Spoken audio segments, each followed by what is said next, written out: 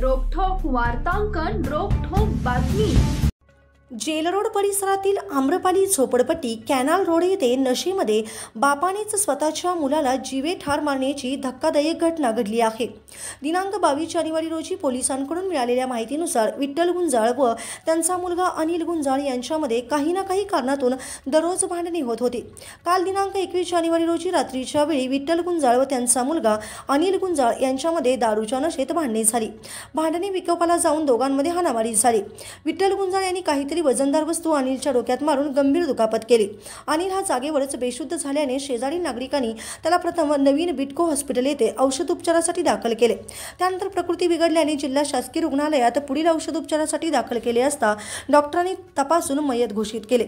घटनेची माहिती मिळताच सहाय्यक पोलीस आयुक्त सचिन बारी, उपनगर पोलीस ठाण्याचे वरिष्ठ पोलीस निरीक्षक जितेंद्र सपकाळे तसेच गुन्हे शोध पथकाचे संजीव फुलपगारे यांनी घटनास्थळी जाऊन अधिक माहिती घेतली।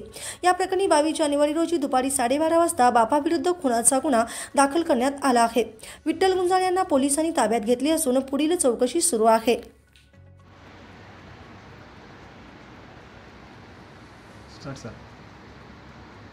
उपनगर पोलीस स्टेशनच्या हद्दीत आम्रपाली झोपडपट्टी या ठिकाणी डायल 112ला कॉल झाला होता। या ठिकाणी एक नशेडी बापाने मुलाला मारलेला आहे। तर त्या ठिकाणी आमचे रात्रीची वेळ होती 10:30च्या सुमारास। त्या ठिकाणी आमची डायल 112ची टीम त्या ठिकाणी गेली आणि त्यांनी तो रक्ताच्या थारोळ्यात पडलेला असल्याने आम्हालाही कळवलं। आम्ही स्पॉटला गेलो, त्याला हॉस्पिटलाइज करण्यासाठी सिव्हिल हॉस्पिटलला पाठवलं आणि तो जो नशेडी त्यांचा बाप होता त्याला आम्ही ताब्यात घेतलं होतं रात्रीच काल। सदर जो जखमी आहे त्याच्यावर सिव्हिल हॉस्पिटल या ठिकाणी उपचार सुरू होतं। तर आज सकाळी त्याला डॉक्टरांनी उपचारादरम्यान मयत घोषित केलेलं आहे।